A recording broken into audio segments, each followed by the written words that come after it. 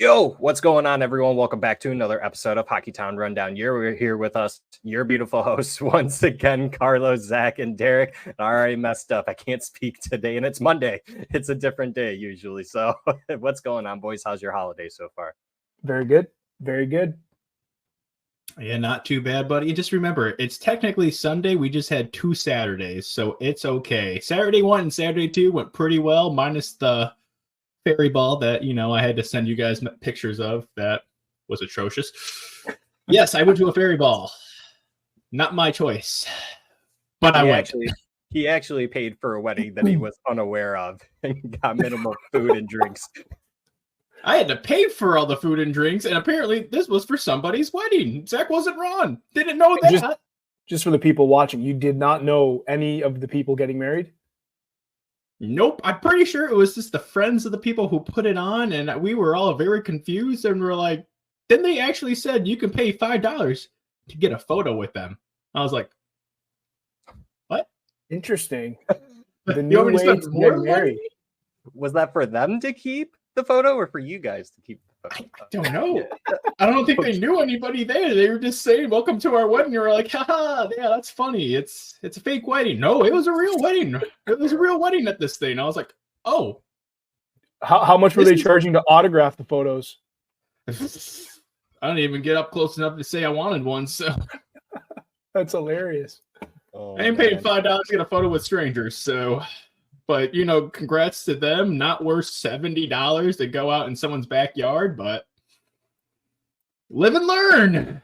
The Walmart version of Electric Forest for all the Michiganders that can relate to something like that. But let's go ahead and jump right into it, boys. What do we got today?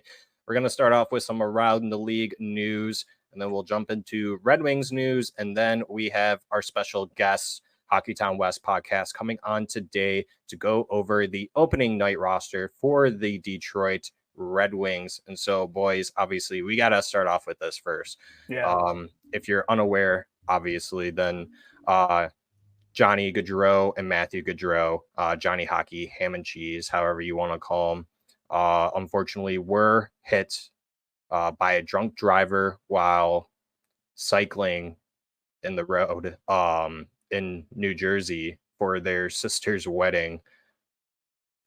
They both were scheduled to stand up in that wedding. It's very unfortunate, the circumstance of how it happened. No words can really describe, how everyone's feeling. I would just say that everyone's feeling very, even myself, I'm choking up just thinking about it and talking about it. It's just so sad. And everyone's just sad. Everyone's heartbroken. I mean, even if you can't relate to these players based on them playing for your teams or anything really like that, I guess. And I'm just kind of spitballing here at this point, but yeah, it's just a tragedy what happened to them, and leaving behind, for Johnny, 2 kids, a wife, their parents losing 2 sons, their sister losing 2 brothers. It's just overall tragedy. It's very sad. And before I let the boys take over and say what they have to say about it, just don't drink and drive.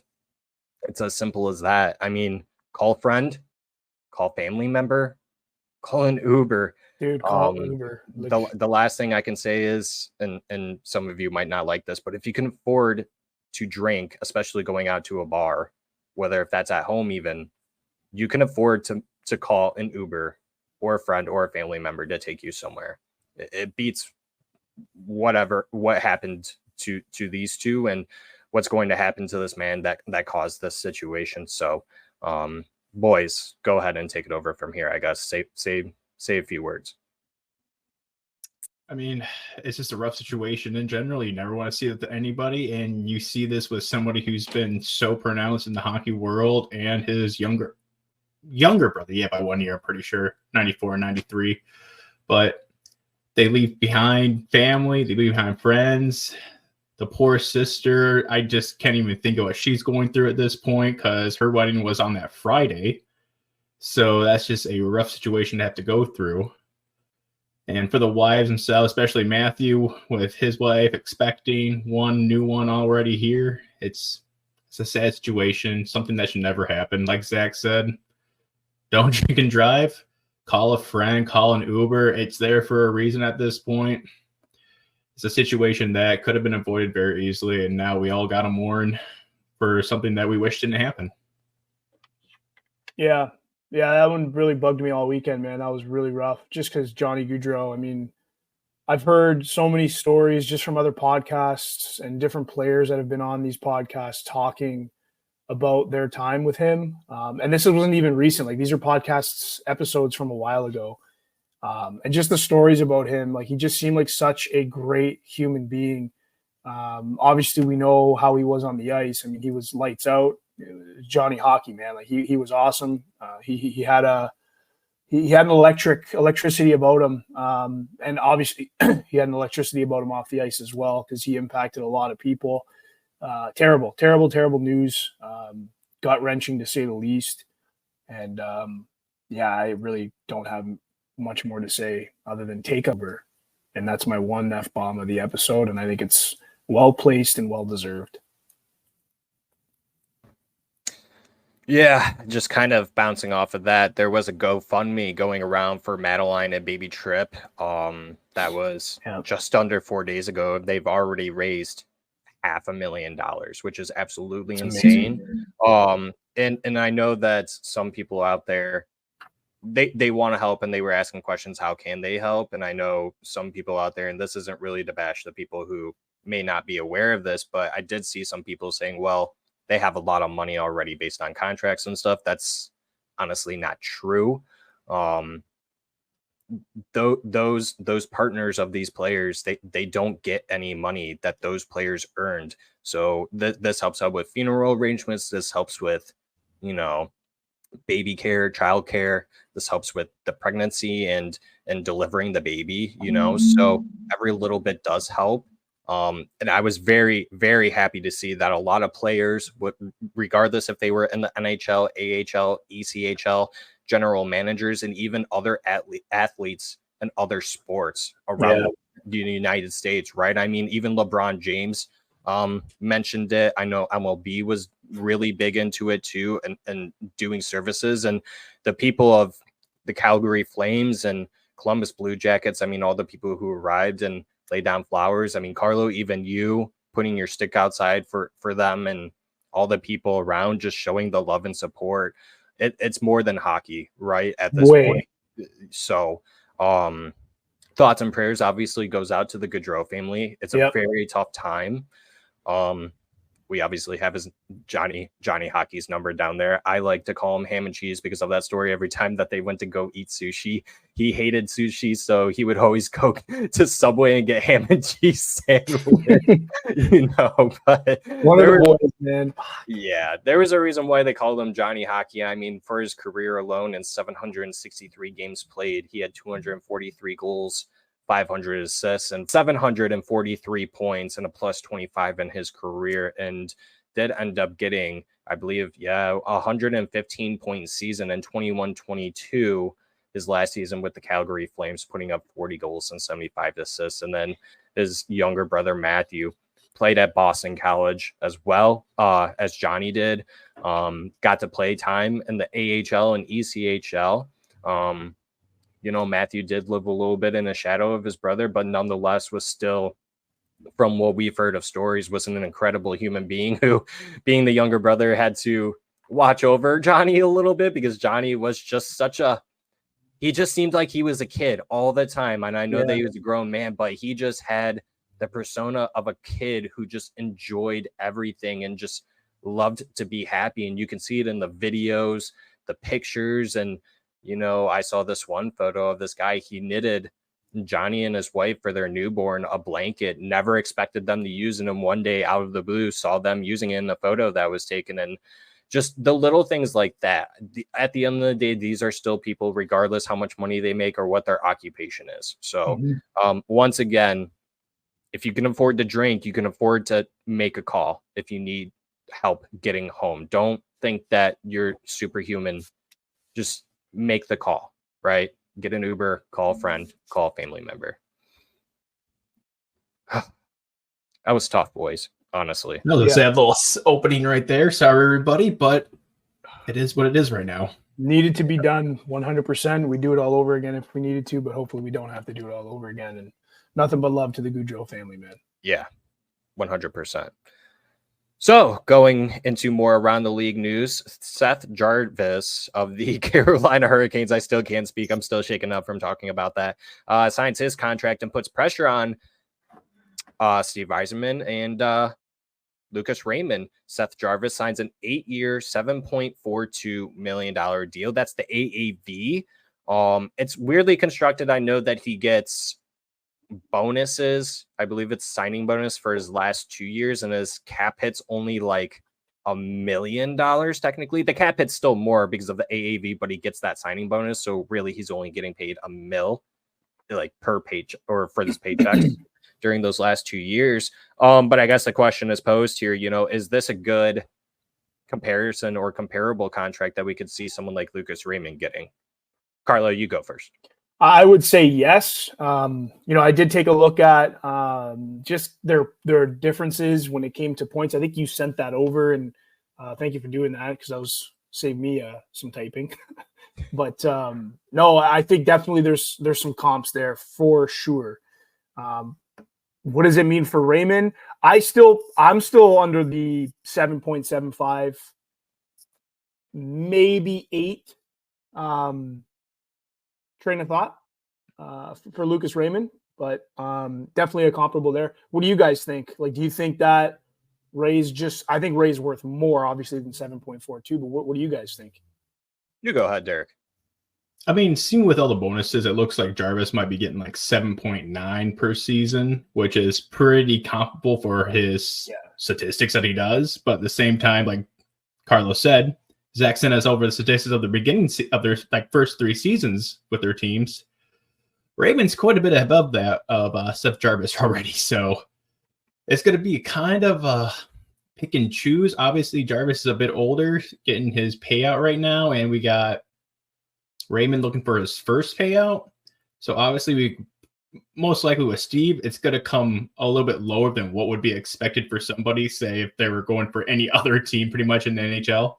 Because Steve likes to get their boys in at a little lower of a value just to help out the team, basically, it seems. Which I'm not going to argue that as a fan because that's what we need. But the camp of Raymond, as it sounds like they're pretty still far apart right now, which I do that in the notes, but we can cover that now. But yeah, it seems like they're still pretty far apart on what they feel the value of each player is.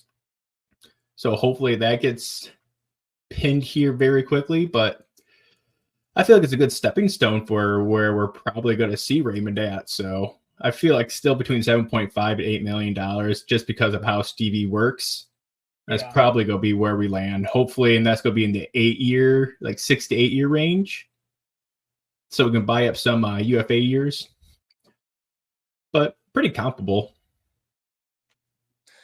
Yeah, I would have to agree with you, boys. I think it's going to be anywhere from 7.75 to 8 mil. Maybe it goes up a little bit over 8 mil just so that Raymond can have that flex to say, right? I mean, who really cares if it's an extra 50K? Yeah, right? no, 100%. You get it just done. take it at that point. But in terms of 8-year deal, I mean, at that point, it seems like Lucas Raymond wants to be here long term. I mean, by the time that 8-year deal is done, he's gonna be 30 years old, so he can still get another 6 to 8 year deal, right? And you just front load it, and then towards the tail end, it's a lot cheaper. Kind of how similar to Seth Jarvis's deal is. So, Jesus, what is it? It's like a deferred. It's like a deferred payment or something like that. I was reading. It's very interesting the way it was constructed. Yeah, I don't have it pulled up in front of me, but if you want to take a look or find that out real quick, I can kind of fill the void with that. But I mean, you look at Seth Jarvis in 231 games, 64 goals, 82 assists for 146 points. He's a plus 44, 15 power play goals, 31 power play points. Then you look at Lucas Raymond. He's got 238 games, 71 goals, 103 assists for 174 points.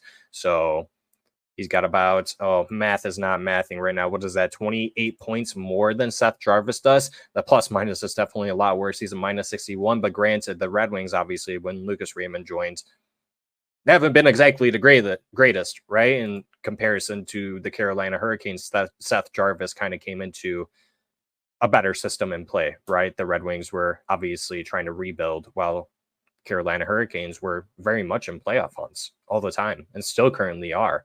So, who do you guys think is going to have a better career overall? I'm just going to throw that out there real quick. You guys can keep it short and sweet. I personally believe it's going to be Lucas Raymond. I think the Carolina Hurricanes they're kind of going on a downtrend to me personally. Players aren't really performing as a lot of people probably expected. I think their goaltending is still an issue. They always play really good defensively, though. I still think they make the playoffs, but they got a lot of work to do just as much as the Red Wings do. But I think Lucas Raymond at the end of their careers is going to be better than Seth Jarvis in terms of the point total. And I think just on ice production as well. So yeah, I agree with you 100%. Derek, real quick. I mean, yeah, at this point, just seeing his production, how he's doing, especially on a team that's so much worse than where Carolina was when he started. Exactly. You just see the productions there. You just see the value of the player. Raymond all the way on this one. Yeah. All right. Let's go into Red Wings news. Red Wings announced promo schedule, which means we can announce our next giveaway because you guys were so awesome at getting us to over 1,000 followers on Twitter. So claps, because that was awesome. I think people are going to really like this giveaway, Zach. This is a big one. I think they're going to like it too, Carlo, and no perfect time to do it than now because you guys did keep us over 1,000 followers on Twitter. So we're going to hold up on our end of the bargain here. And so kind of teased it to you guys that this item that we are giving away is also a promo item, a limited item that you could have only gotten last season at a Detroit Red Wings game. And it is none other than your former captain, Henrik Zetterberg Bobblehead. Derek's got one. He went with me to that game. So he unfortunately opened his. This one is unopened. It's sealed. And it's going to go to one lucky YouTube subscriber. So if you are not already, go ahead and subscribe to us on YouTube for a chance to win this. This will be available for anyone. If you do live outside of the United States or Canada, and if you get selected to win this, get with us and we're going to work around the shipping payment situation. We're going to find out how much that is. We may need some help with covering that, but we'll figure that out. But yes, this is brand new. It's unopened, sealed. And if you'd like to add this to your collection, go ahead and give us a subscribe on YouTube. Hit the subscribe button. I don't know why I said it like that, but also why don't you go hit the thumbs up button? You guys did a really good job last episode. You guys got us over 50 thumbs up on YouTube. That's fantastic. Great. It is free to hit the thumbs up button. I will mention that it is also free to subscribe to us on YouTube. You don't have to pay anything. Just have an account on YouTube. Creating an account on YouTube is free as well. All that stuff is free. What else is free, guys?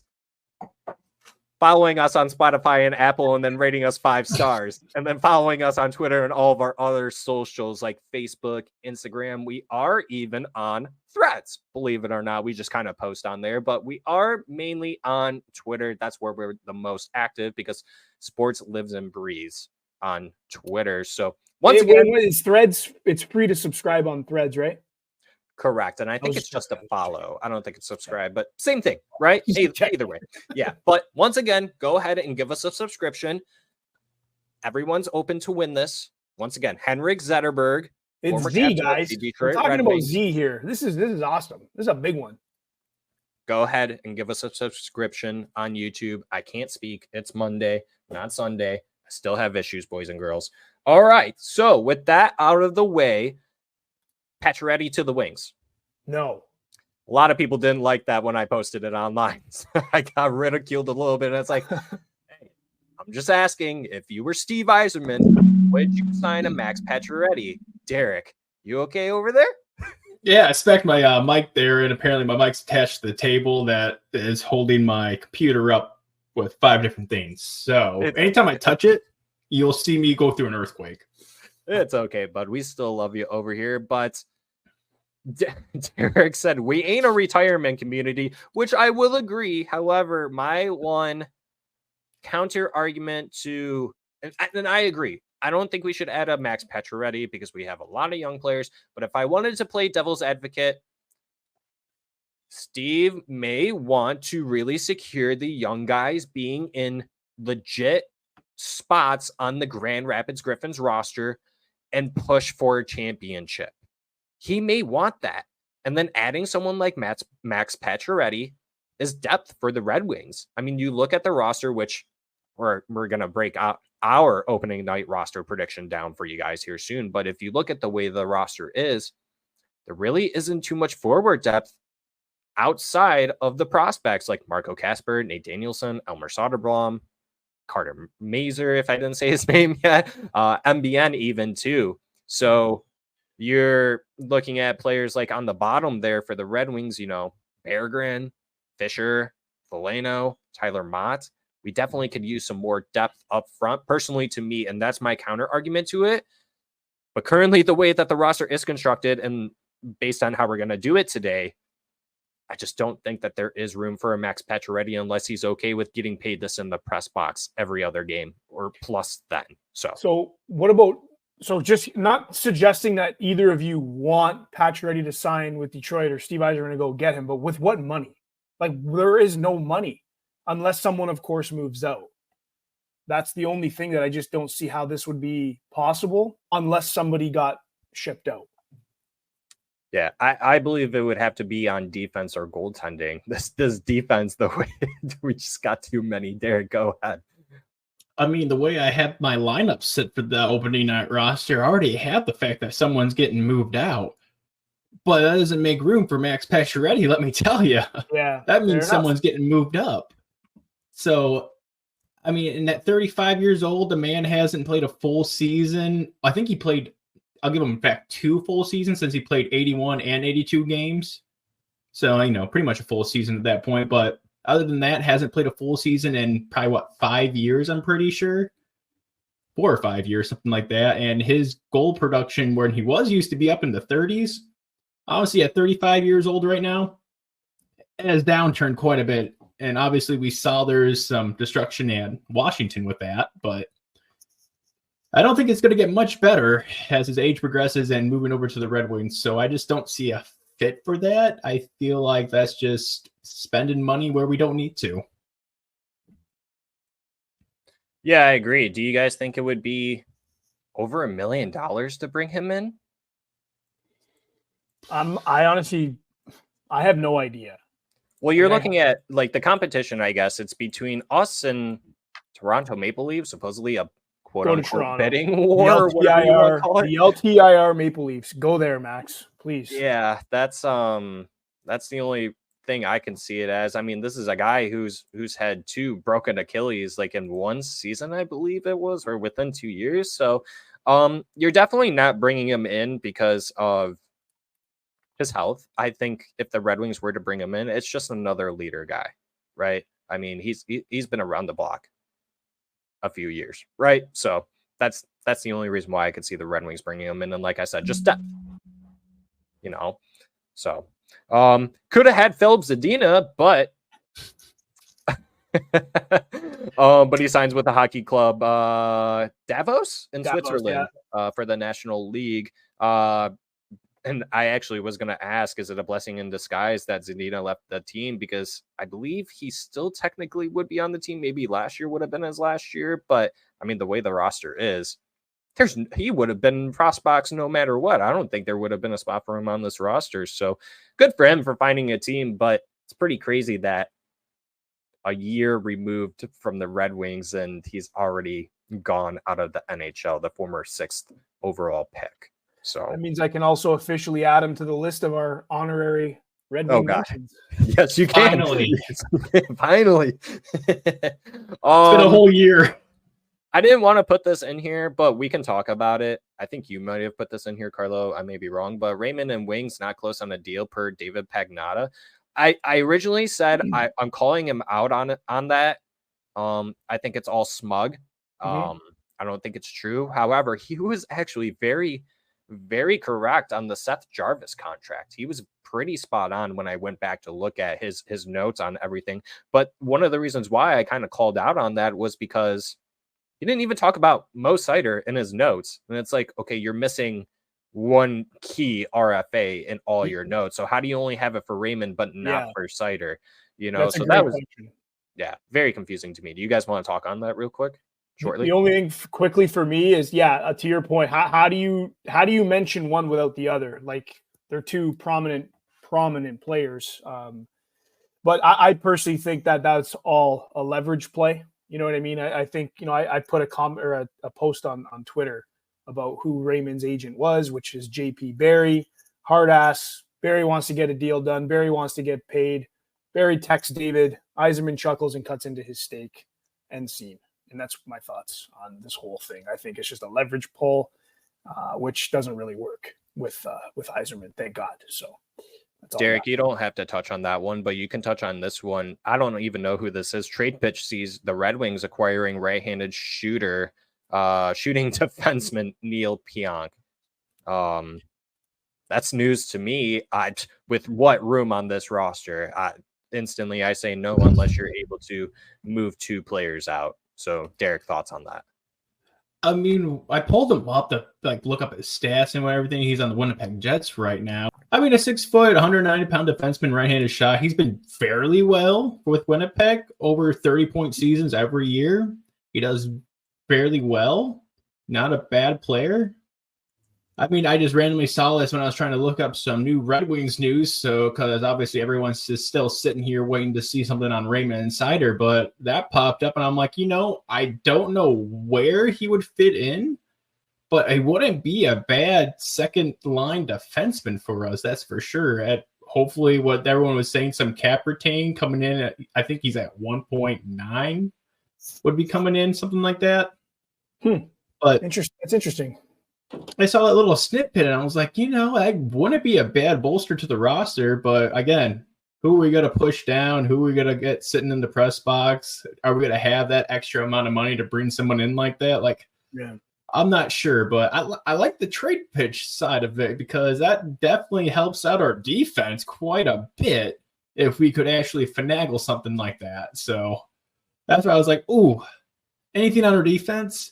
I'm going to toss it in our notes just because obviously everyone knows what our defensive core is right now. And it's basically Seider and Edmondson. So, yeah, do with that as you wish. This is the second episode in the row that Derek has provided us some notes that no one else has ever seen before. So thanks, Derek. Well, I goofed up and I didn't say before they joined that they were joining us, but here they are, the boys from the Hockeytown West Podcast. And let's go ahead and give them some claps for the boys today. Claps for the boys.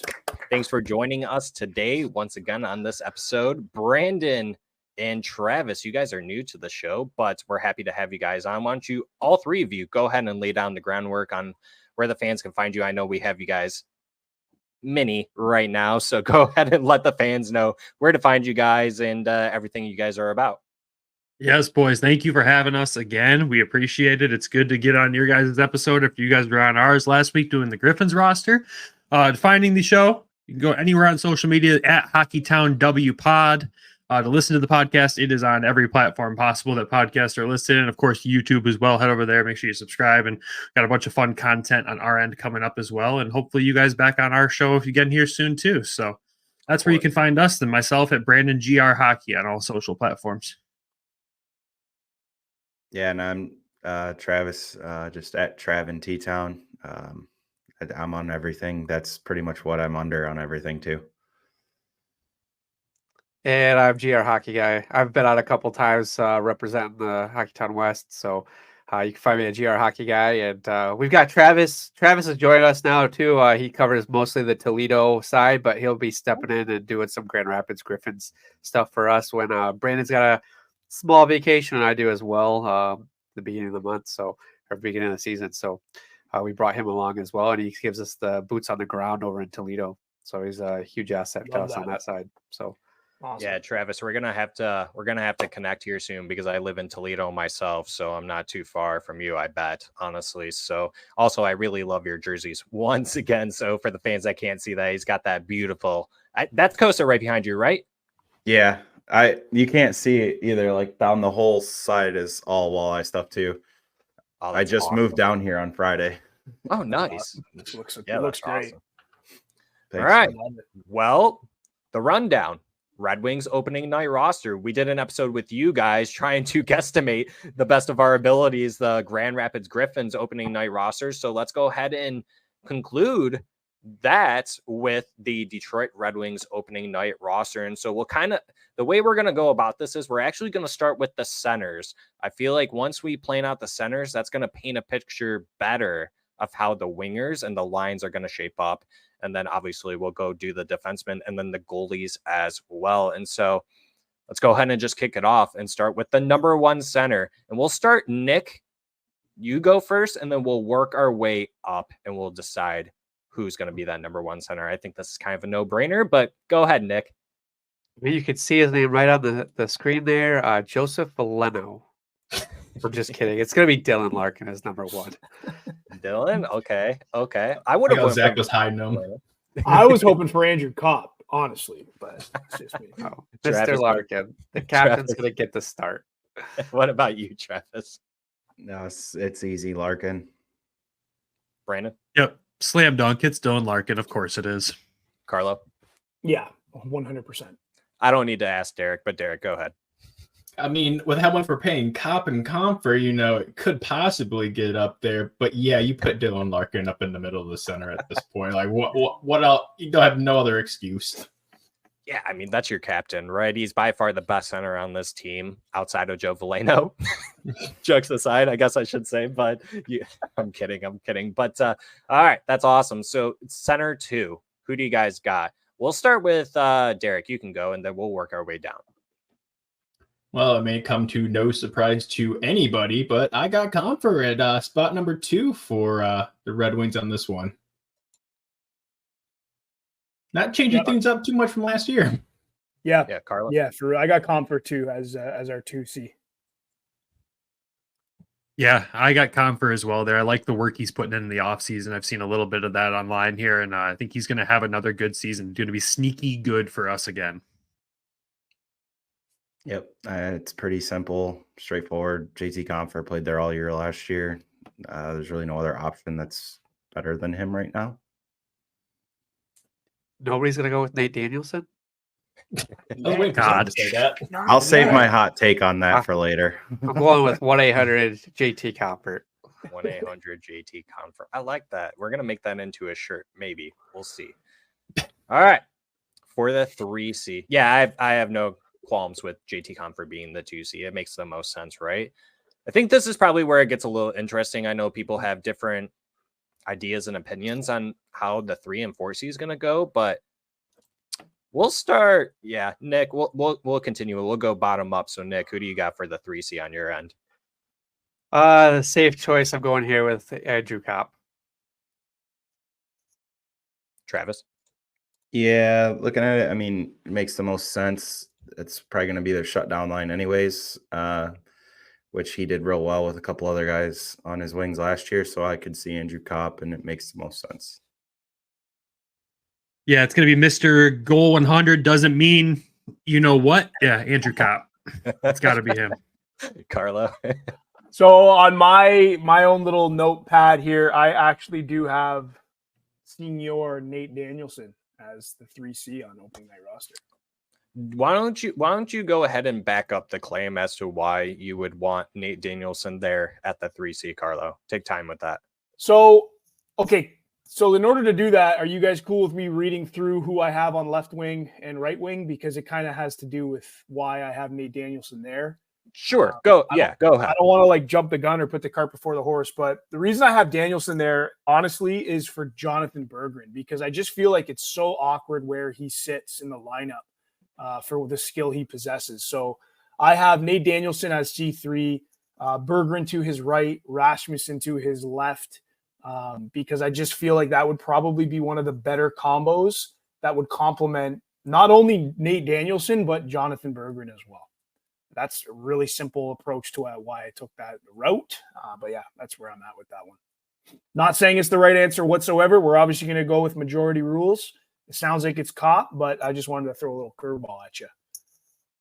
What about you, Derek? Do you have any qualms with, or I guess any differing opinions based on what Carlos said? Could you see Nate Danielson be the 3C, or are you going to make the safe pick with Andrew Copp?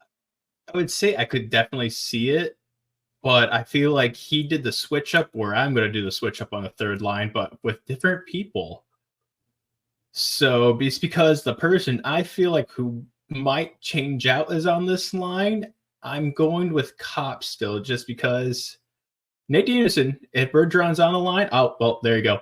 I'd already told you who's going to be the person I switch out. But Bergeron's on the line, I feel like Nate Danielson would be a good mix with them. But with the way I have it set up, I'm going to have to go with Copp, just because I feel like someone else might be able to slip into a spot where Bergeron might be. I keep hitting my gosh darn table. I am sorry, everybody, for giving you a seizure looking at me.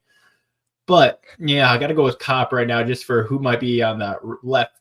Wait, that's right wing. Right wing with Copp there and somebody else. So just going with that for now. I'm not going to throw too many things out there, so.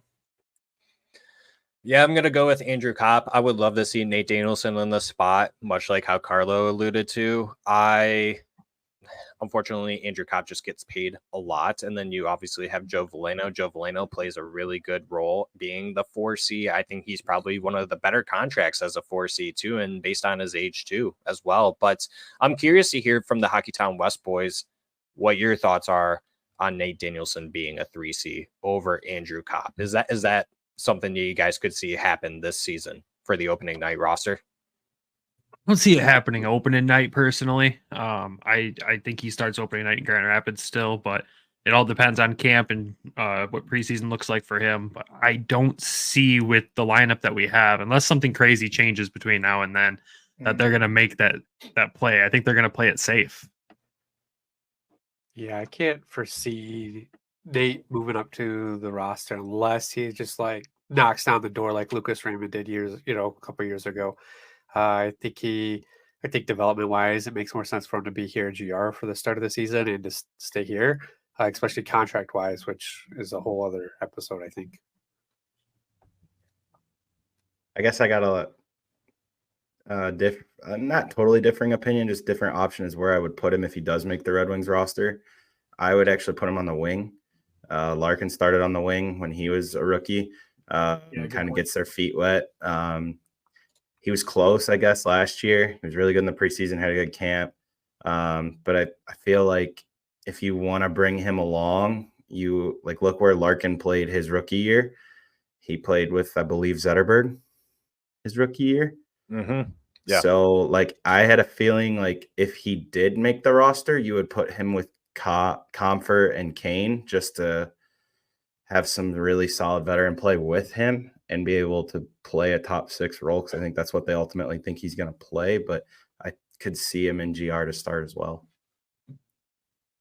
Yeah, I'm going to go right there with you, Travis. I think if he does make this team, it would more than likely be on the wing. I think he would follow in the footsteps the same as Dylan Larkin did when he joined the Detroit Red Wings. It just makes the most sense. So that way he gets acclimated to the speed of the game, being in the NHL versus the AHL or even the WHL. Like I said, just getting acclimated and then learning from the vets and the other pros on the team too, right? So I'm right there with you, Travis. I'm curious to see what people think at 4C, because I have seen people put Michael Rasmussen there, but to me, I'm just going to go ahead and say it. I think it's Joe Veleno. Derek, what do you think? I don't think we go through arbitration and all that headache just to have them not be on the lineup. So 4C for days, if not switching out with Copp at 3, but definitely going to be the 4C starting out the year. Carlo. Yeah, I mean, in this context, I would agree. My lineup obviously looks a little bit different. If I had Nate Danielson on 3, and then I had Andrew Copp slotting in on 4. But in this context, on what everyone's seeing here, yeah, I agree with Veleno being there. Brandon? Yeah, I'm going to go Veleno as well. I think, like you said, Rasmussen potentially there, but I like him on the wing a little bit better, being that guy that can rotate it on the face-off. But, yeah, Veleno. Travis? Yeah, I think it's Joey V too. He can add a little bit of playmaking on the fourth line. Maybe just look for him to take another step. But, yeah, I think that's the perfect spot for him. And then Nick? I'm gonna go with Joey V as well, Mr. Eyebrows. I mean, there's a lot of people that they could switch around there with, like Tyler Mock can play center. You got Rasmussen who could play center as well. Christian Fischer can play center. So I mean, you've got some options there. Hopefully, Joey V has a good season this year. Like he needs to have a good season this year to kind of bounce back. So that's where I'm going. What would be a good season from Joe Veleno for you guys? Is it 40 points on a fourth line? Is it based on points, or is it just based on overall the eye test that you see game in and game out for you guys? Nick, you can start with that. I mean, I think he just needs to do like probably twice the production that he had last year. I just feel like his production was down. He didn't really get comfortable in the lone system, and there was a lot of near the end of the season, like me and Carlo were watching, like his minutes were down. He wasn't getting much ice time. He wasn't getting much production out of it.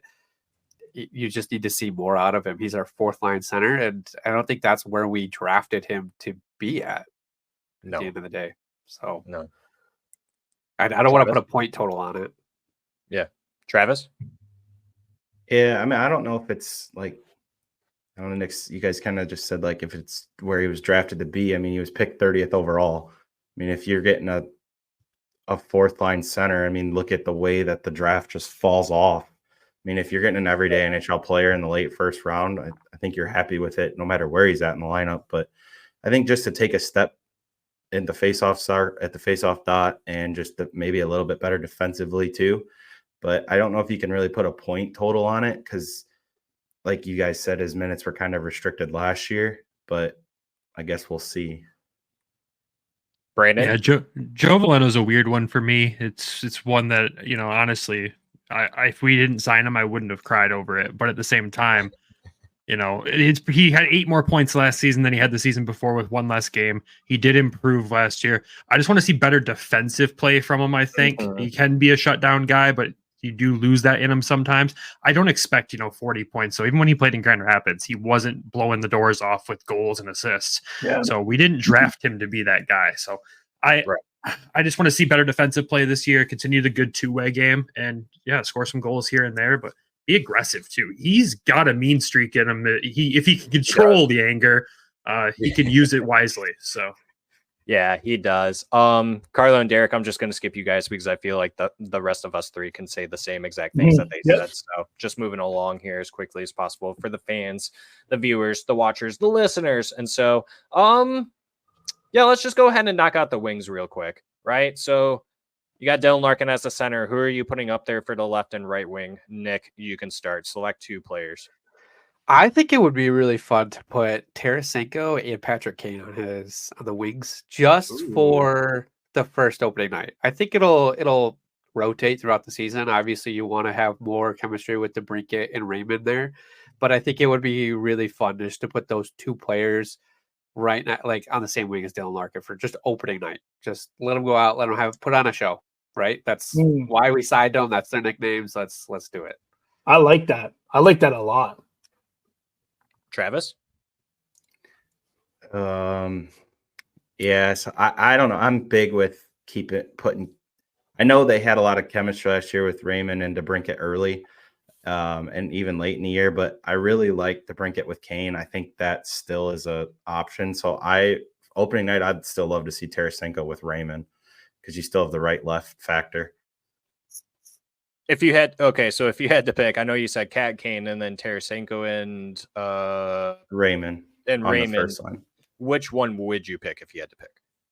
First line, opening night, Tarasenko and Raymond. Okay. I like that.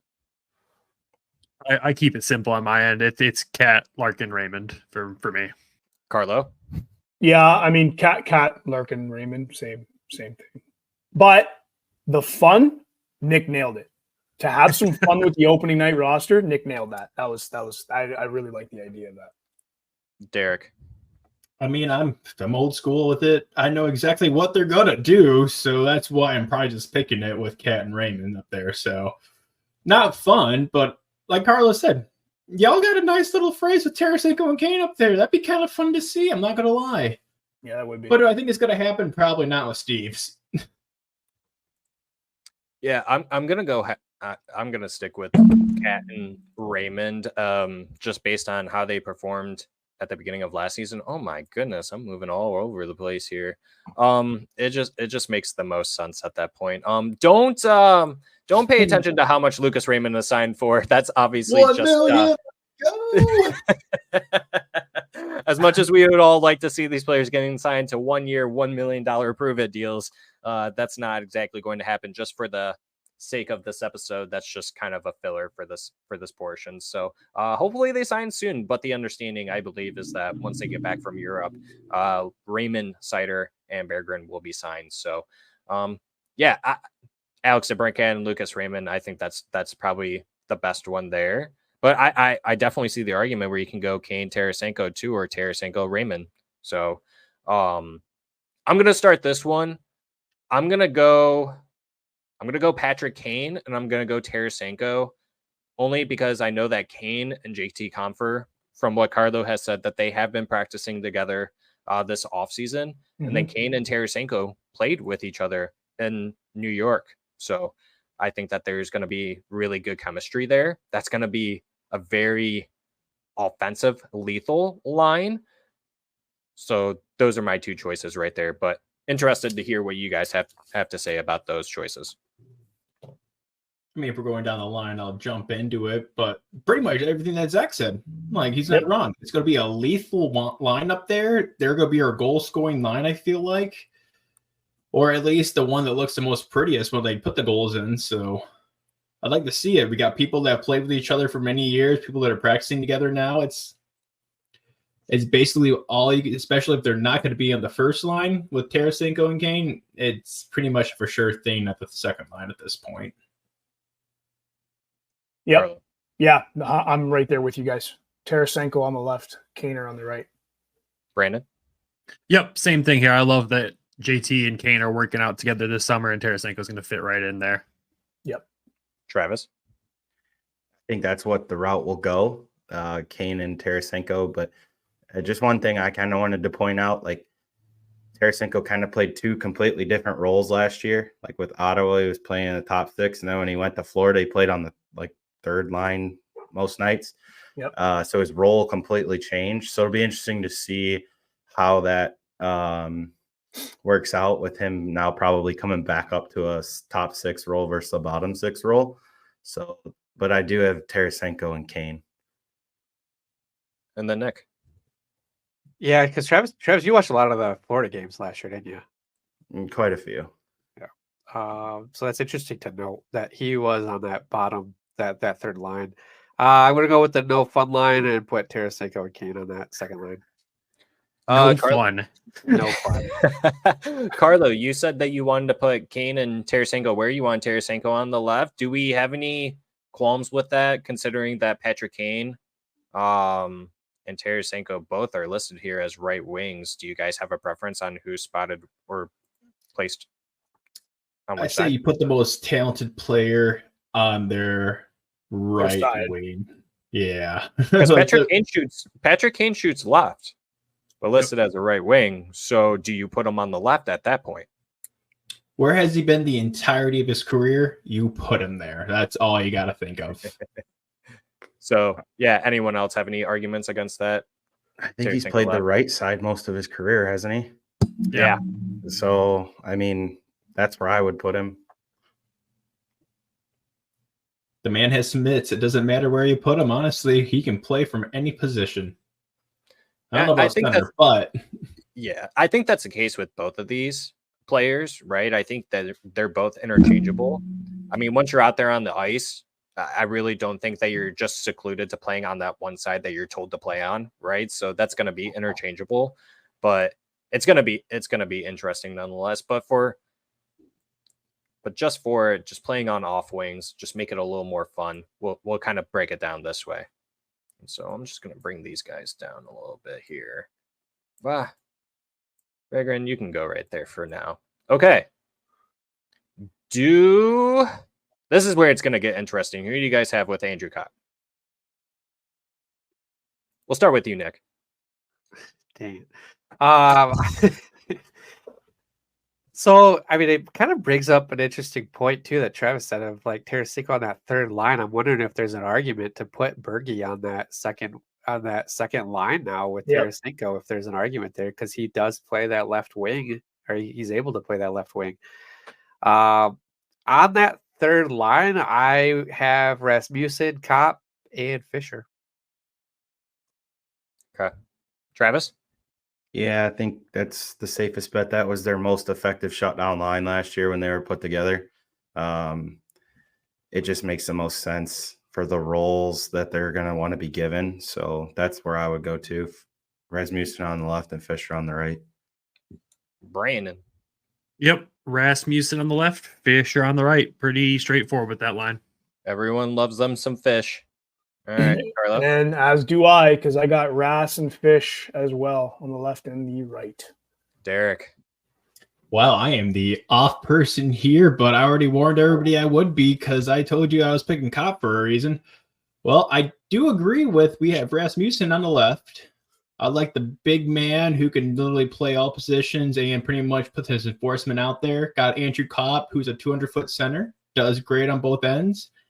And then basically what we talked off of last episode with you guys over on your guys' pod, I feel like he might be making a push for the big leagues right away out of camp. I had MBN up there pushing out everybody on the left side, and I didn't even think of having Bergeron in the lineup when I said this. So even though going off of that last little tidbit of having, who was it? Raymond not being signed and not being closed. David, what was his name? David Pagnotta? There we go. He was the one who said that little snippet about Raymond and the Red Wings not being closed. But he did say that the deal might be closed with Bergeron when he comes back to the U.S. from Europe. Who knows? Maybe.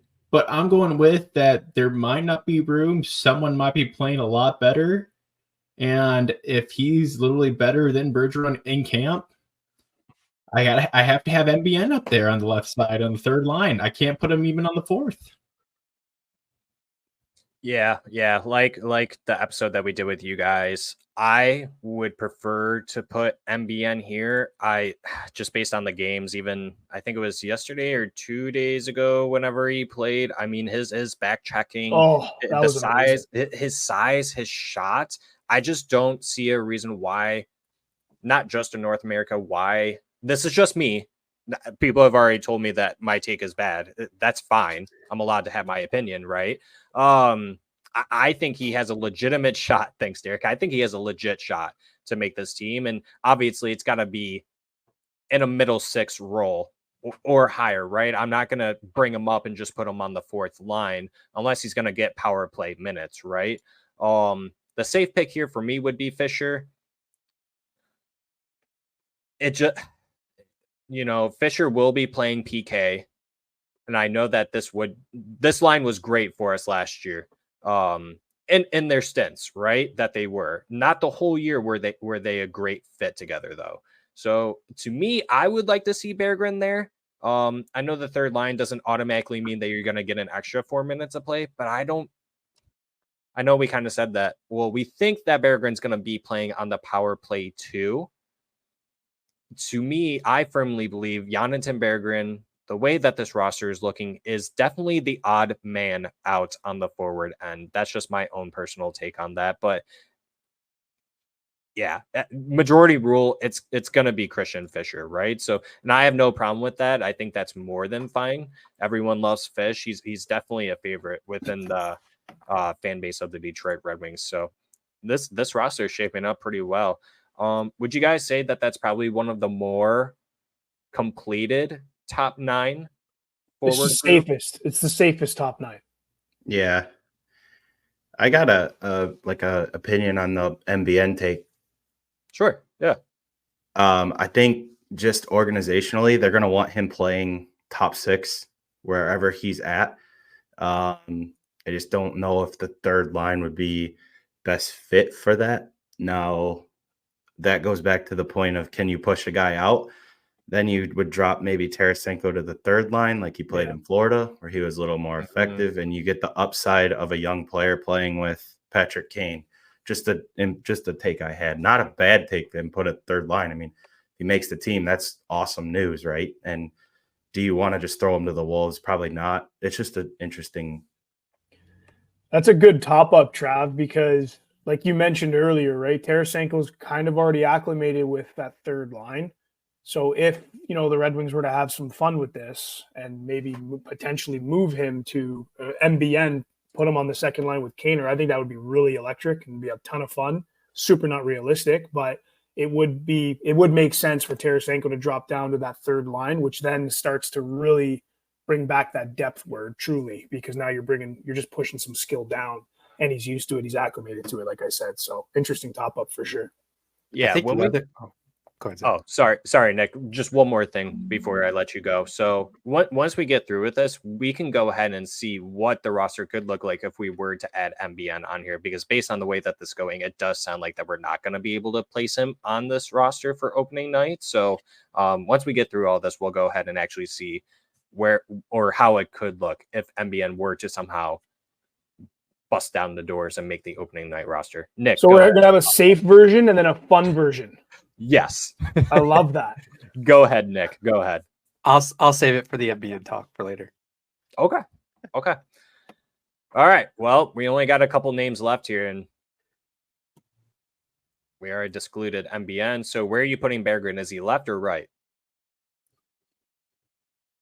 I mean, you got to go right at this point. If he's going to be on the team, his right side's where he's been most productive. From what it seems, tell me if I'm wrong, guys, from Grand Rapids, but the right side seems to be his best side, what he's used to at least. And then I like him on the left.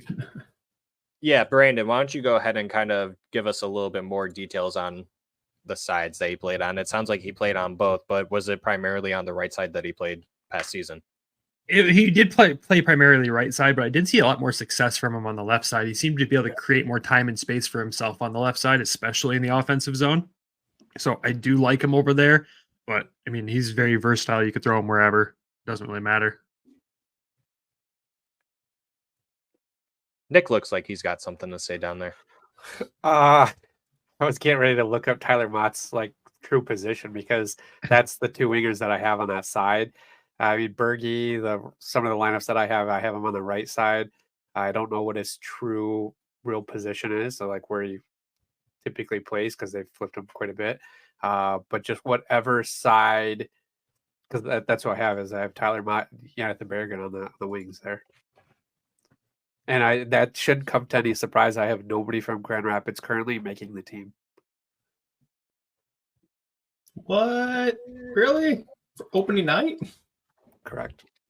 Yeah. Travis. They're staying in GR. Damn it. I want to watch them all year. We're trying to win a championship here. Travis, what do you think? Where are you going to put Tyler Mott or Berggren? Do you have any? I would probably put Berggren on the left and Mott on the right. I think Mott actually, when he's played the wing, has played the right side more than the left side. It's funny, I was talking to Nick and Brandon before. I was like, there's an opportunity to where we might have more youth in this lineup, because you're gonna have Tyler Mott or a guy like Casper or Mazer basically pushing for that spot.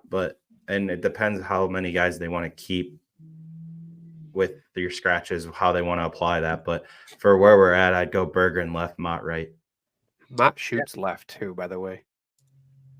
Yeah, I think, if you want to, it just really depends. If you want the most out of your players, I think you got to do yourself and also Berggren a favor to succeed as best as possible. You probably got to put him on the left side. I'm just going to put him there. Yeah, I think they're both going to be interchangeable. Tyler Mott obviously is an NHL veteran, so to say. He spent his time, right? And so I think with him, he's kind of one of those players he's a coach's guy. He's willing to do whatever the coach asks him to do. That's what I think he's going to do and provide for this team, almost kind of like how Christian Fischer does, right? You guys mentioned how he can play center too. And so, yeah, just one of those versatile Swiss Army knife players. So, no MBN. What are the chances that the Red Wings go opening night with 11-7? And if they do, who would you take out of here? I hope the answer to that question is slim to none. I think that's more matchup based, really. Yeah. Yeah. I mean, if we're going to have to take anybody out of this lineup, I might just do Mott, just for the fact we can't keep getting rid of Bergeron. But at the same time, I really don't know. I just hope it doesn't happen like everyone else said. Yeah, for now, we'll stick with that 12. But I do believe that, me personally, I think it would be Berggren. I think Tyler Mott does a little bit more than what Berggren can do, at least in terms of like special teams. Tyler Mott does a really good job on PK. Yeah. Anyone else, though? Sorry, whoever I cut off there that was about to speak. I was going to agree with the Tyler Mott sitting, and then you put Albert Johansson in for the defensive side. Because you got to kind of pay it back to Bergie for last, just smoothing it over with Bergie, depending on his contract situation, on how many years he signs and things like that. But if it's looking like a 1-year deal, then you got to play him. You got to see what he can do. Yeah. Get him out of the doghouse. For sure. All right. Let's move over to the defensemen. And then, Nick, we'll start with you. Just go ahead and select who you want for the top pair. We're going with my guy, Mo Seider and Ben Sherratt. That's probably everyone's pick. I'm just going to move them there now, but everyone else speak what they're saying too. Go ahead, Travis. Oh, this drives me nuts. This just bothers me that this is what it's going to look like. But Sherratt Insider. Brandon. Yep, same thing, and bothers me as well. Don't worry. I think me and Brandon have a lot of similar takes on this roster. Yeah. Is everyone in agreement at this point? Yeah. That's what it's going to be, and it's going to bother the hell out of them. Yeah. Just do it, Zach. I mean, I was thinking Hall and Petrie, but if that's what you guys want, I get you. All right, gotta go, guys. See ya. Could you guys make an argument? Because honestly, I can make the argument that Simon Edvinsson could be the opening night roster left-handed defenseman just because they want to see how it looks. And if it doesn't work out the first couple of games, then obviously they change it. But I could definitely see Simon Edvinsson getting that start on the top pair with Moritz Seider. You guys save agree? that for the fun breakdown. Yeah, that was my fun take. All right. It's the Red Wings, buddy. You got to remember, they're not going to do anything fun the opening night. It's all safe, man. We're boring here. All right, second pair. Let's go ahead and start with Derek. Well, on the left side, we got Simon Edvinsson, no longer in Grand Rapids. Sorry, guys. But we stole him officially. And then we most likely got Jeff Petrie up there, which still hurts me to say that one out loud on the second pairing, not even on the third. Carlo. Yeah, unfortunately, it's Jeff Petrie on the right, and it's very fortunate that we have Simon Edvinsson on the left. I'll save it until everyone else goes, but Brandon, go ahead. Yeah, I've got the same thing there. Trav? This is where I differentiate because the drives me crazy part. I would put Edvinsson with Gustafsson personally. I really like that. I like that. I like it too. Nick. I'm gonna go with Simon Edvinsson, and this isn't the fun take, right? No, I know what you're thinking though. I know what you're thinking for the fun take though. I'm gonna go with the Messiah, Jeff Petrie. That was so funny. That person on Twitter posted that. I'm sorry, I can't remember who did that, but that was absolutely hilarious. I was dying laughing. They worked well together last season, so that's why I think that it's a good matchup. It's a good pairing. Yeah. it just really all depends. I think, is Jeff Petrie going to take a backseat on trying to provide points? Is he going to try and play a little bit more shutdown, or are they going to let Simon Evanson try to be a little more productive in terms of point production?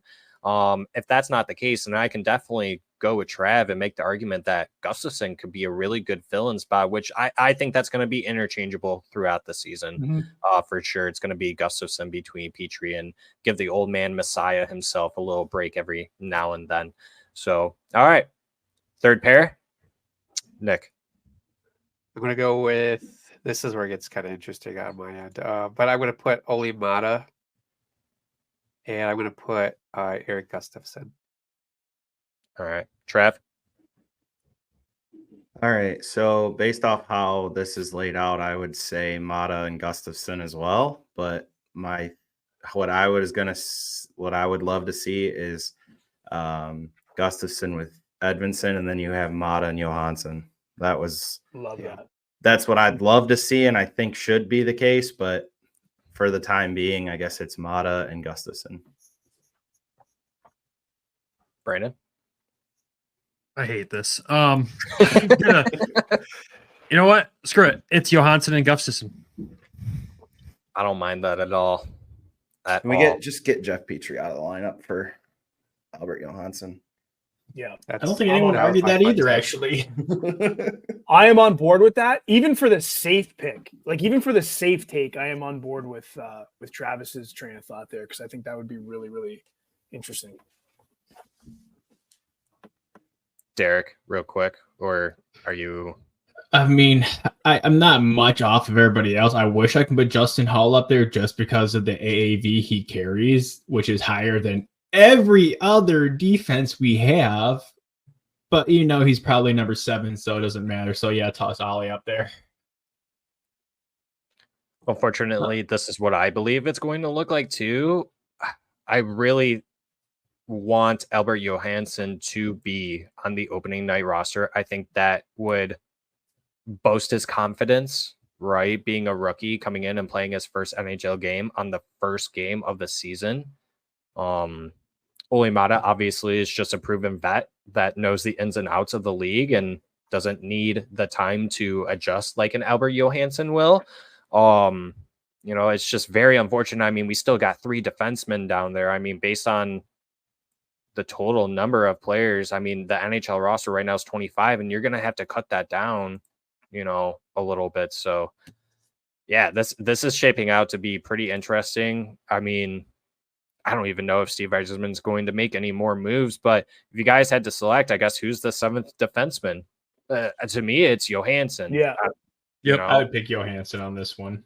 I think on your guys' episode, we all agree that Lagesson's essentially just going to end up going through waivers, and he's going to go down to GRG, right? That was the assumption we all made. Most likely, if not him, Justin Hull as well. I could see him on waivers as well. I really could. I was thinking that this morning too, as well. Want to be upset? No, I mean, do you guys believe anyone would even claim him? No, that's the more upsetting part. Not at the dollar. I don't think anyone would claim him unless there was a huge injury before the start of the season, right? And they just need someone to fill that void until that player comes back, and then they also put that player on waivers. But yeah, I mean, Zach, tell me a team. I got a crowbar. I can go make this happen. Oh my goodness! Oh. All right, we need to kick Derek off. Yeah, you're never gonna get caught now, man. You're good. What? Some random injury to a defenseman who's right shot? It's like crazy. So then we're just going to put Lagesson and these 2 right here in the press boxers, right? That seems to be the safe bet. Yeah. I think everyone's going to have differing opinions on this. Maybe not. My number 1 goalie is Cam Talbot. Just based on numbers alone, I could make the argument it's Alex Lyon, but I don't think it's him. I think it's Cam Talbot. Derek. I mean, his stats speak for himself. He may be a bit older at this point, but still producing around a .910. You can't really argue those numbers, even on a good team good defensive team like LA. But I feel like no matter what, he has to be the starter because Lions showed us that he is a very good B goalie, but probably not the starting goalie. So, Brandon. okay. Or Carlo. Sorry. Skipping people. Yeah, no, yes. Cam Talbot as our starter. All right, now it's your turn, Brandon. Sorry. Billy Huso. No, it's Cam Talbot. 100%. 100%. What about you? Yeah, what about you, Trav? I would say Cam Talbot. My big thing with this, though, is like Alex Lyon saved this team last year. I mean, he was the sole savior and reason why they stuck around for some points of this season. And I think he just, wasn't quite ready for that role. And they overplayed him just like they overplayed Nedeljkovic a few years ago. And they didn't have anybody behind him. Like, I think he showed that he could probably play 40 games. So I think this is going to be, you got Talbot getting older and you got Lyon, who's shown he can play, but not at a 50-game pace. He needs the reins put on him a little bit, but I'd go Talbot Lyon, and you're going to see probably a 50-50 split. Nick. I'm the odd guy out here. I think you give the reins back to Billy Huso. Who was injured last year near the end of the year. He's got $4.75 thousand on his contract, right? So, or $4 million contract. I was like, that's a great deal. Another cup of coffee. I think you give it back to Billy. You give him you got to give him his confidence. He's got 1 year left on the contract. It's a prove it year for him. Like, he has to show, like, are you the future of goaltending here in Detroit, or are you not? Like, where are you? He didn't play that terribly last year, up until the time that he got injured. I think that's where you go. And then you got Cam as a backup and then Lyon as a backup to that. So, I mean, I think between Lyon and Talbot, you're going to rotate between the two, whoever is going to be the hot hand there. But I think you have to give it back to Billy. So here's a question that I have. Yeah. Eisman kind of said in the summer he doesn't anticipate carrying 3. Who goes? Like, this is where you get tough, and I think it's really ultimately down to Huso or Lyon, because you gave term to Cam Talbot, you're not going to turn around and waive him. Right. So, like, it's really either going to be Huso or Lyon, because if they don't want to carry 3, that's where, or if they do carry 3, then you're going to have him and 2 defensemen in the press box and only carrying 12 forwards. I think it's going to be one or two things. Nick, I agree with you. I think Billy Huso is definitely going to have a chip on his shoulder. The only reason why I think he's not even going to be the number 1 or even the number 2 goalie on this team is because the way it just went down last season, all the injuries, even when he went to GRG, he didn't get to play in that one game where he had to get pulled right before game action. I think the Red Wings ease him in as slowly as possible. I could see the Red Wings doing something where, not saying that they're going to circumvent or anything and just put him on LTIR, but I think he's going to end up getting injured or tweaking something, and the Red Wings are going to have to slowly roll him in, and they just kind of let him sit in the background and get back up to speed. He essentially missed all of last season. Just my own personal thoughts. I really didn't like the way he looked last season. I don't know if that's because he became a father last year. He wasn't getting enough sleep, then all the injuries that happened, but doggo there, Brandon. I like it. But getting back on track, it sounds like the consensus there is Cam Talbot. I can make that argument for Alex Lyon. Like, I think you said it, Nick, or whoever said it, that Alex Lyon carried this team essentially last season. Obviously, it's going to come down to who looks the best coming out of preseason and training camp, right? But I do think it's a battle between Alex Lyon and Cam Talbot, right? And then Billy Huso, I think we can all agree he's probably the 3rd string at this point. I know Brandon said that he makes less than half of the minimum contract you can get in the NHL, $475,000. Well, that was Nick. That was Nick. Sorry, my bad. I'm forgetting the mistake. Sorry, Brandon. I didn't mean to put that on you, bro. But, so let me throw this at you then. Where do you see Huso going? like I traded. said, I think that the Red Wings try to not circumvent, right? I think he tweaks himself or he just gets injured somehow. And I think that he essentially just ends up on IR or LTIR. Personally, that's me. I can see that. I can see that, Zach. I really don't want to see that, but I can see that being a route. The other instance that I could see, because it's going to come down to a defenseman that you move on from going into the season, or it's going to be a goalie. I know they said that they don't want to go 3 goalies. They did it all last year. Why would they stop now? And you've seen around the NHL that goaltending depth is very important now. A lot of teams there was a couple of teams that went through more than 5 goalies, I believe. I can't name them off the top of my head. I think New Jersey Devils were one of the teams that went through a goalie carousel of just trying out different things, and they never worked out. So I could see Alex Lyon maybe getting traded because he would be the best one on this roster to be traded. Minimal contract, 1 year left. He probably has the best trade potential out of any of these players. Do you guys agree or disagree with me on that? I mean, the thing I'll add to the take, I guess, before agreeing or disagreeing with the trade is, last year we carried 3 goalies for sure, but our options in Grand Rapids were Michael Hutchinson and Sebastian Cossa, a rookie in the AHL.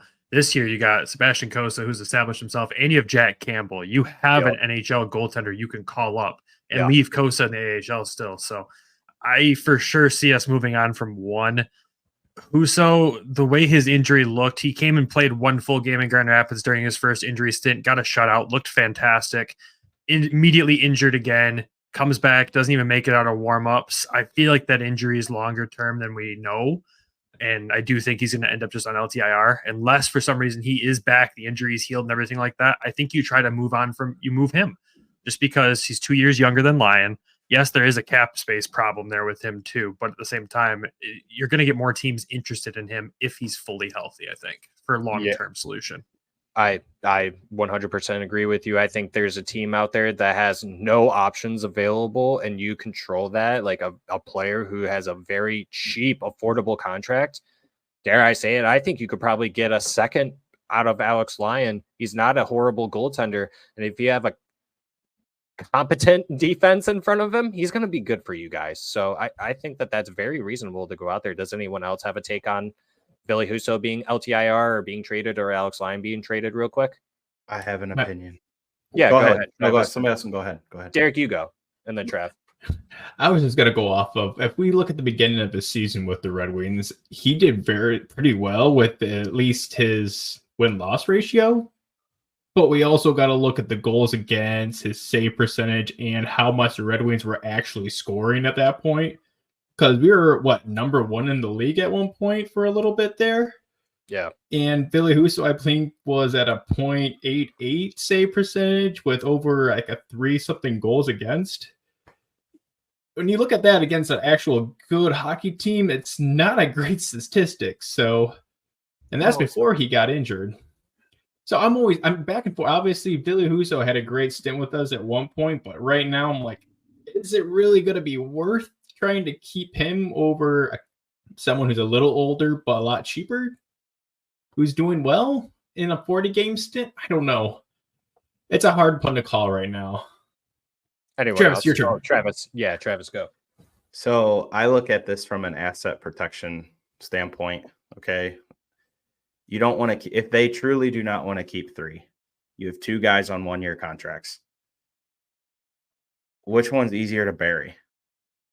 If you can't find a trade where you think you're going to get decent value, why would you waive a goaltender making $900,000 that showed he can play and play decently well at the NHL level, or you can bury almost $5 million? And nobody's touching that contract. Yeah. It's just like, why put a guy on waivers to lose for nothing at 900,000? It's just a value and asset protection thing, I guess, for me. That's just my opinion on that. It's a great opinion. Makes a lot of sense. Yeah, I agree with that 100%, Travis. I think, especially if you're in a position where you were so close last year, like you lost out of the playoffs due to a stupid tiebreaker rule. It is what it is at that point. I'm not complaining about it. But if you truly want to attempt more than what you did last season to make the playoffs, you have to keep Alex Lyon over Ville Husso. I agree with you 100% that Ville Husso probably more than likely 75% is the odd man out here in terms of these goaltenders. So anyone else real quick? I mean, if your goal is to trade him, you have to play him to show that he's going to be able to perform. Yeah, that's very true. I just don't think that you're going to be able to trade Ville Husso unless you're going to retain Cap. I mean, he did have a shutout that one game back in Grand Rapids. Isn't that proof enough?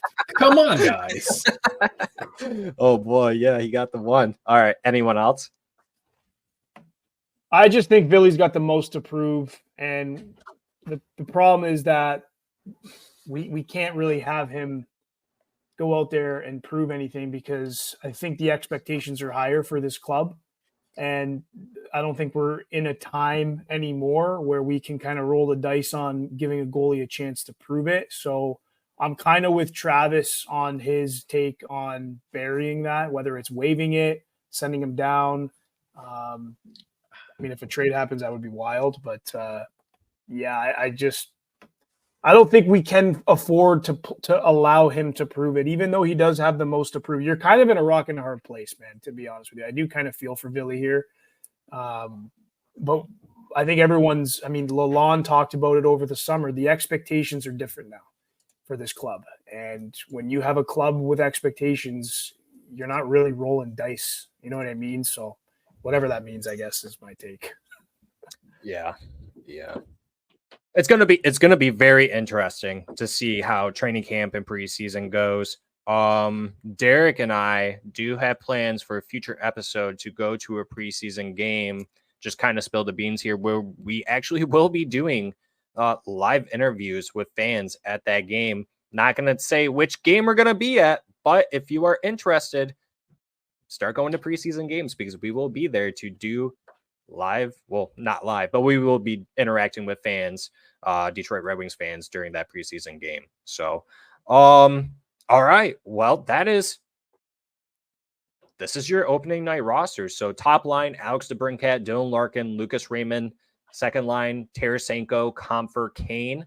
Third line, Rasmussen, Kopp, Fisher. Fourth line, Berggren, Veleno, Mott. And then your defense, top pair, Sherratt, Seider. Second pair, Edvinsson, Petrie. Third pair, Mata, Gustafsson.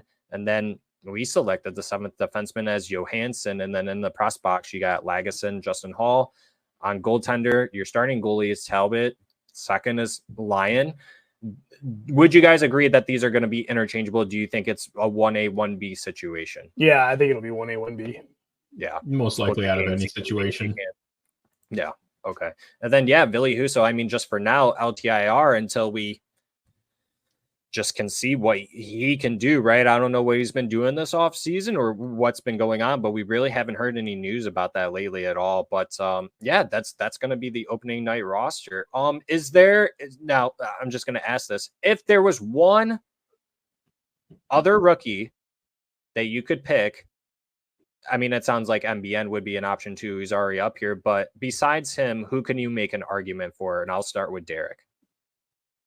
Well, he took my one guy away from me, MBN, but I mean, well, you can select him too if you want. Go ahead. Well, he's the number one overall. He's like way up here, but then the next person that I say at this tier that is pretty high up that deserves a nice little shot probably would be Casper. I'd want to see him up there. I want to see a little more action from that boy. Okay. Carlo? I'm going Danielson here. Yeah. Okay. Ooh, that's a good one. Do you well, you kind of already articulated why earlier, so Brandon, go ahead and select someone. Marco Casper for sure for me. Can you give a reason why real quick? I just think I want to see him in the NHL. I see we need to see what he can do up there. I've seen what he can do in Grand Rapids, and I'm very, very, very pleased with it. I think Nate needs a little bit more time to acclimate still. Yeah. I think NBN is coming to Grand Rapids if he's coming to North America this year. And I just think Casper's turn. If not Casper, it's going to be Mazer. But I think Casper's a step ahead of him right now. Awesome. Travis? I'd say Marco Casper. You put him with Berggren and move Veleno to the wing and you kind of recreate what Tampa did when they made a run to the finals that first year with like the triplets. If you remember that, when So they had so the three young guys together. So you're saying do it this way? Yep. If you want me to bring a guy up from GR, that's how I would do it. And you kind of create a probably lower end version of what the triplets were in Tampa. Honestly, I think the Red Wings are due to have it's essentially a kid line, like you said, right? The Red Wings eventually going to have this. You might as well should just rip the Band-Aid off as quickly as possible, right? And allow it to happen. And I do believe that it's better to do it at the start of the season rather than in the middle of the season when everyone's already acclimated in their systems, their roles, their duties, and all that jazz. Obviously, the end of the season where you start to see it if you're dwindling off from playoff hopes and dreams. So we'll just have to wait and see. Nick, who would you have up there? I'm gonna go right with Travis with his Marco Casper take. He's the guy. I mean, you're gonna move. He's a grinder, but he's also a scorer. So you could see him on that fourth line. You could see him on the third line, replacing maybe Andrew Kopp. I don't foresee anybody else like moving up in that spot, to be honest with you. And the reason why too is Casper's already played against grown men in the International League. So he's already got the body. He's already got the style. He could do it. Nate Danielson hasn't gotten a whole lot of time against the older, the stronger players. You know, and I can't remember if I said this on air, if it was off air. It might have been during our episode last week, our own episode, not with you guys. You know, Marco Casper and MBN playing in the preseason games for the SHL and then playing in Olympic qualifying games, which I forgot to mention, both Marco Casper and MBN did not make the qualifiers for the 2026 Winter Olympics, which sucks for Austria and wow, someone help me out. Norway. Thank you, Jesus. I always forget. They did not qualify, so yeah, they're definitely going to be coming over here pretty soon. So for MBN, let's kind of go ahead and just mess around a little bit, right? Kind of looking at how you guys putting him on the second line. Oh, Tarasenko, don't be going down there.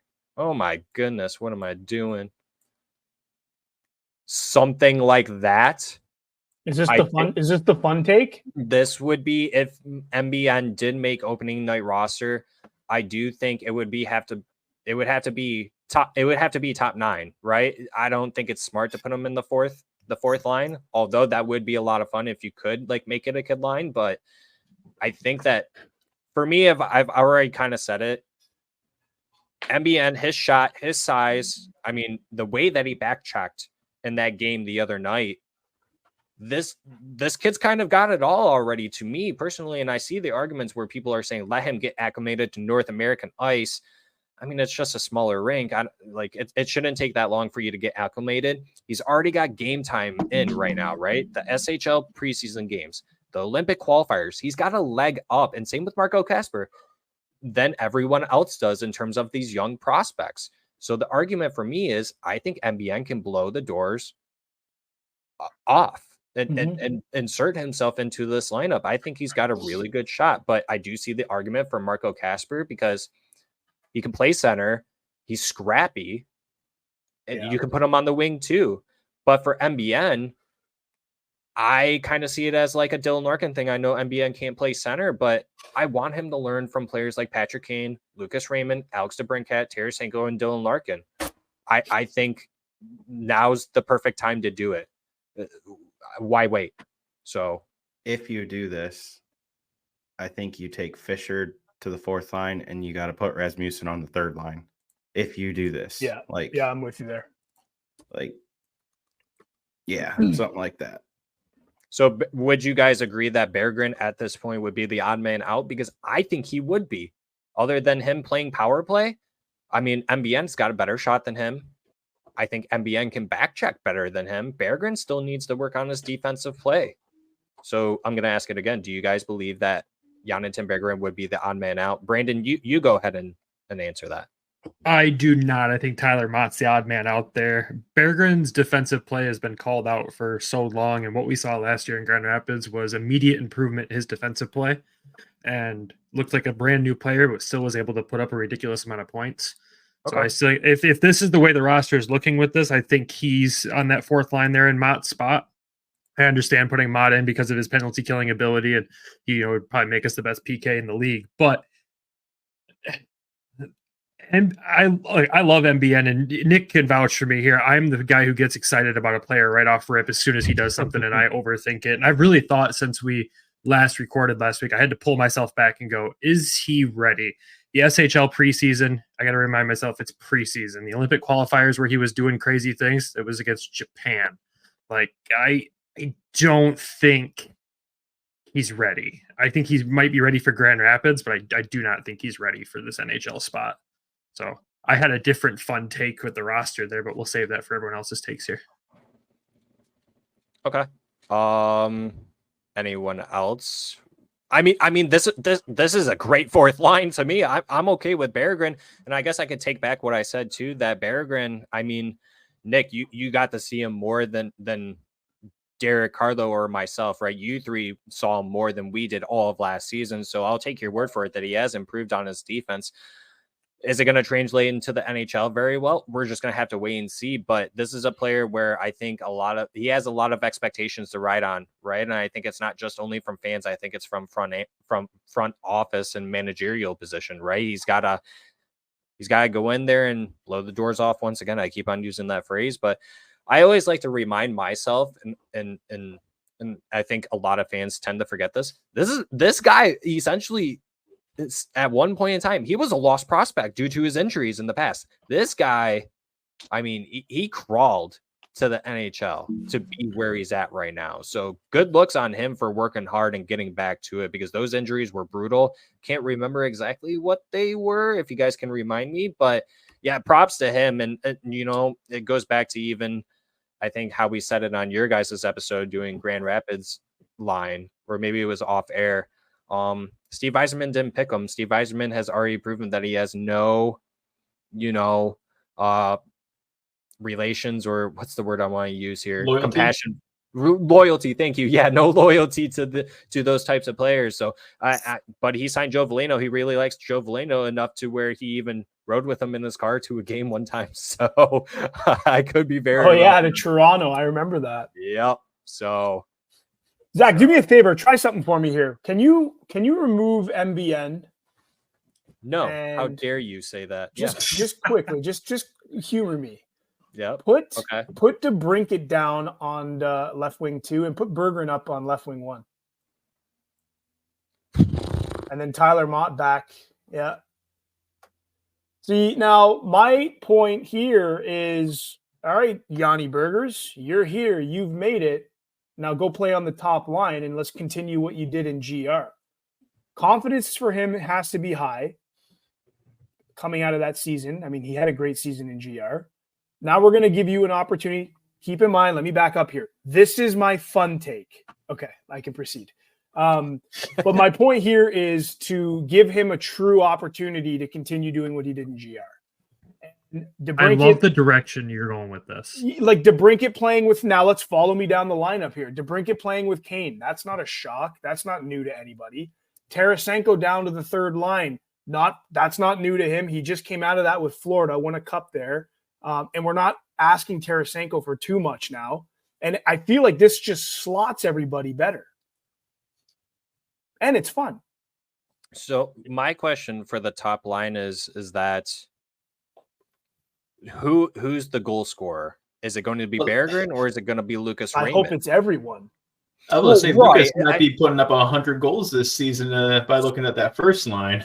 So the only reason why I asked that is because then if you're putting Giannis and Berggren up there, I mean, I think Lucas Raymond, maybe Dylan Larkin has the best shot out of all three of those, but I can make the argument between Raymond and Larkin.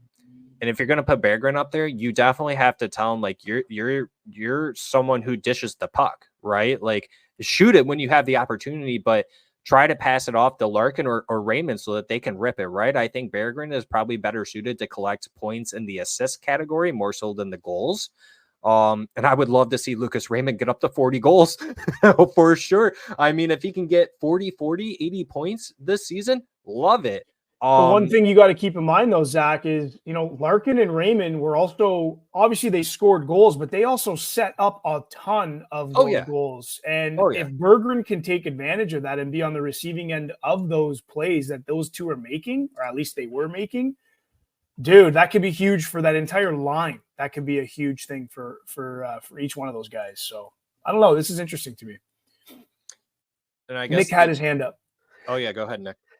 So Bergie, when he first got here to Grand Rapids, his first season was it was assists. That's how he was collecting all the points. Mm-hmm. Last season, you saw a huge jump in goals. I mean, they surrounded him with a lot better players too. I mean, I think that take there, Zach, is not that far off of what Bergie could actually do. I mean, for half the time he's closing his eyes when he shoots. I mean, he's just lucky that the puck goes in. So I don't think it's a bad thing to set him there on the left wing and have him set up Dylan or Lucas. I mean, he could do both. I mean, he really worked on the defensive side of the game last year and scoring. Yeah, Brandon, this is close. This is close to my fun take. I had Bergie on the second line, but you could alternate him into Brinkett. Sure, that's perfectly fine. And Tarasenko on the third. Putting him with Kane and Comfer as well would get us. It's gonna either way. It's gonna get us the same result that we're looking for. I think. And to Brinkett with Kane's always going to be more fun for everyone. But every time we separate them and spread them out, they just works out better for the team. It seems like. Mm-hmm. But yeah, Bergie up in the top six. If we want to have him prove it, I guess it depends on what his deal is going to look like. But if it's going to be prove it, hey kid, go prove it. And this could be a heck of a lot of fun. Yeah, and if you're telling him to go out there and prove it, it's also not just him proving it to the org, it's him proving it to other orgs. And I think it's the Detroit Red Wings org proving it to other orgs that, hey, if you guys are interested in him, here, look, he could play top six. Yeah, you got to put him with these kinds of players, right? Now, give us our second back that we used to draft him or plus some, right? Or we'll give you a slightly used press boxer, Justin Hall, to go with a Jonathan Berggren. So that's just me kind of spitballing there. But no, I like the way that we're thinking here. The fun line, right? I mean, overall, these are the players that are going to be on the opening night roster, removing Casper and MBN. We believe, right? I mean, we're not Steve Yzerman or Derek Lalonde, right? The decision makers here, but through and through, interchangeable. These are locks for your forwards, right? I mean, defense, there's nothing really too much else you can change here. I mean, Simon Edmondson maybe right there. Ben Sherratt looks decent on the right side. I would kind of like to see, maybe something like this at one point, or more like this. There you go.